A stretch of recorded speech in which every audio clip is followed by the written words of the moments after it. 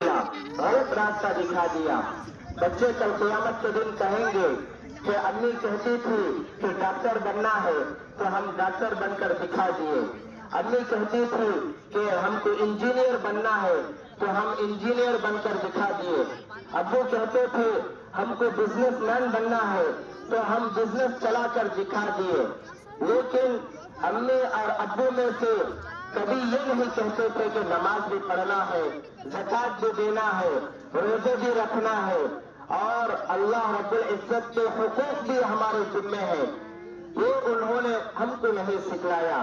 تو آگے بچے خود فرمائیں گے ربنا آتهم ضعفین من العذاب، اللہ رب العزت سے فریاد کریں گے ضعفین من العذاب کہ عذاب میں سے دو گنا عذاب دو، ڈبل عذاب ہمارے والدین کو دو۔